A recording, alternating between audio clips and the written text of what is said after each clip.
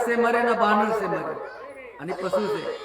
इसीलिए भगवान ने नरसिंह रूप बनाया और हिरण्याकश्यप का वध किया अपने जांग पर बिठा करके, क्योंकि हिरण्याकश्यप ने कहा कि तुम हमें नहीं मार सकते हो, हमें ब्रह्मा जी ने वरदान दिया है कि ना हम नीचे मरेंगे ना ऊपर मरेंगे। बोले भगवान कि तुझको जांग में बिठा के मारेंगे। अरे एक वरदान और है कि ना बाहर मरेंगे ना भीतर मरेंगे, तो बेटा तुझको दरवाजे पर लेके बैठे हैं देहली पर। एक वरदान और है कि तेरे 13 महीना में किसी महीना में नहीं मरेंगे। भगवान ने कहा बेटा तेरे लिए हमने मलमास का महीना बनाया, मलमास पुरुषोत्तम मास। बोल मरेगा कि नहीं मरेगा। अरे एक वरदान और है कि न अस्त्र से मरे न शस्त्र से मरे। भगवान बोले जो नाखून है ना नाखून, इसी से तेरा पेट फाड़ेंगे।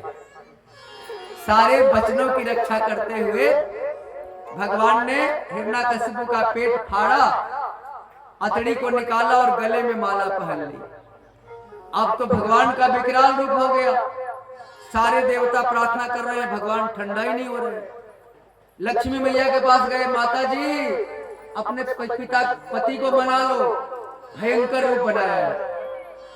लक्ष्मी मैया बोली कि हमारे भगवान तो शांताकारम भुजंग शयन, शेष नाग पर भी सोते हैं फिर भी शांत रहते हैं, उनका विकराल चेहरा कैसे हो सकता है। अरे माता जी चलो तो सही। अब माता जी आरती की थाल लेके गई लक्ष्मी मैया। आरती करते करते ज्यों ही भगवान के मुख को देखा, भगवान ने इतनी कस के दहाड़ लगाई कि लक्ष्मी मैया थाली फेंक के दैया मैया करके भाग गए। अब तो सारे देवता घबरा गए कि पत्नी भी नहीं बना पाई। तब प्रहलाद के पास सारे देवता गए कि बेटा तेरे चलते आए हैं, अब इनको तू ही ठंडा कर सकता है। तो प्रहलाद जी भगवान के मुख को देखा ही नहीं, चरणों को देखते हुए आगे बढ़े। जो ही भगवान के करीब प्रहलाद जी आए तो हिरण्याकश्यप के शरीर को भगवान ने नीचे कर दिया, प्रहलाद जी को गोदी में उठा लिया और अपने जीभ से प्रहलाद के शरीर को चाटने लगे, जैसे गाय बछड़े को चाटती है, और शरीर को सहलाने लगे। बेटा मेरे आने में देर हुई तो तेरे पिता ने तुझ पर बड़ा जुल्म ढाया है बेटा, इस गलती के लिए हमें माफ कर देना बेटा। देखो भक्त से भगवान माफी मांग रहा कि हमें माफ कर देना। इस तरह से तब प्रहलाद जी ने कहा कि पिताजी की अधोगति नहीं होनी चाहिए। तो भगवान बोले कि जिसके कुल में तेरे जैसा भक्त प्रकट हो जाएगा, उसके कुल में क्या अधोगति किसी की होगी। तेरे पिता को हम मुक्ति दे रहे हैं और जा गद्दी पर बैठ के राज्य कर। एक छोटी सी कथा और आती है गजराज की, उसको भी आप 2-4 मिनट में सुन लीजिए। त्रिकुट पर्वत पर एक गजराज रहता था, बहुत विशाल हाथी, उससे शेर भी डरा करता था। जितने परिवार के लोग थे पूरे वन में खूब मजे से रहते थे। एक दिन गर्मी का समय था, सब हाथियों को प्यास लगी, गजराज तालाब में ले गया सबको पानी पिलाने। पानी पिया गजराज के साथ सारे परिवार के लोग, प्यास बुझी और जल में विहार करने की इच्छा होने लगी। सारे लोग जल क्रीड़ा करने लगे। पानी जब तालाब का गंदा हुआ तो उसमें एक मगर रहता था, मगर गजराज का पैर पकड़ लिया। गजराज सोचा कि छोटा सा जानवर मेरे क्या करेगा, लेकिन याद रखना वो तिनका है ना, तिनका घास का टुकड़ा, उसको भी छोटा मत समझना।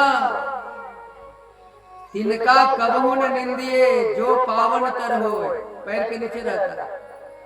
कबहू उड़ी आखन परे, कभी वो तिनका आंख में पड़ गया तो पसीना छुड़ा दे। पीर घनवरे हो, एक अदना से अदना व्यक्ति को भी, एक गरीब से गरीब व्यक्ति को भी छोटा मत समझना। छोटा समझने का भूल करोगे पछताना पड़ेगा।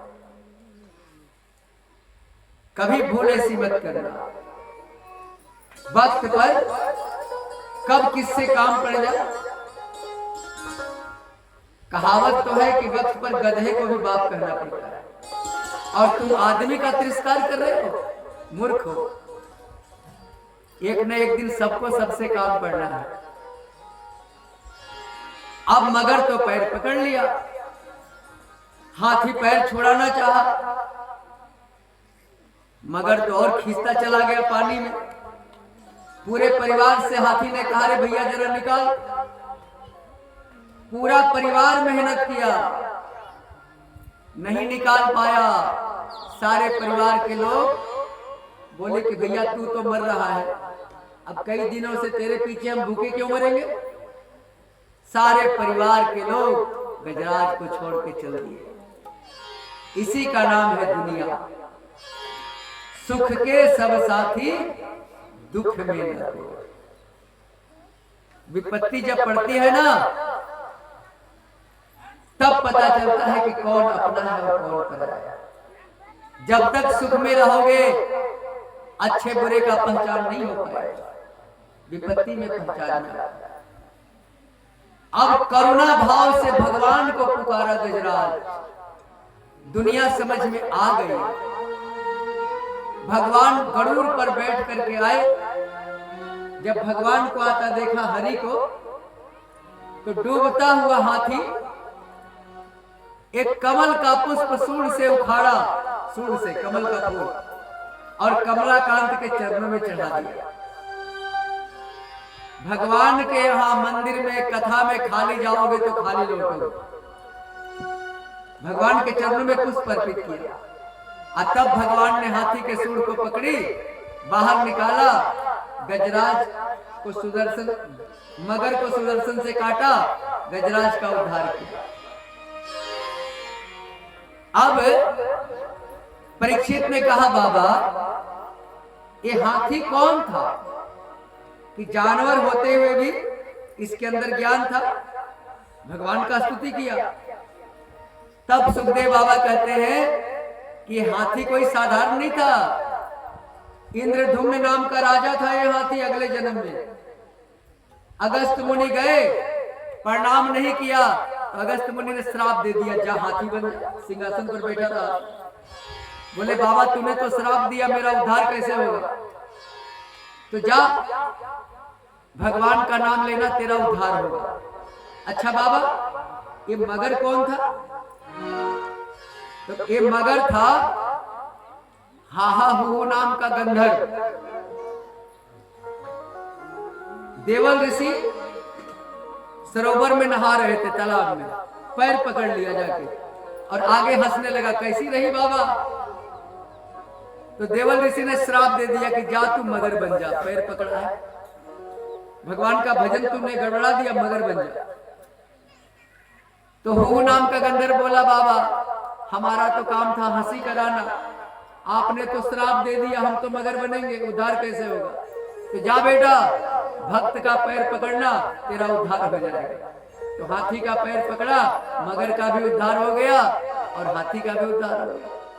प्रेम से बोलो कृष्णचंद्र भगवान की।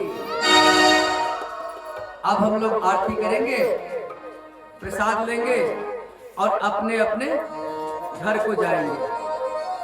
क्योंकि देखिए कथा तो बहुत है और जल्दी जल्दी नहीं चलेंगे तो हमको शाम तक कृष्ण जन्म तक पहुंचने, वहां तक तो जाना ही पड़ेगा। एक अवतार जो हुआ है ना भगवान का,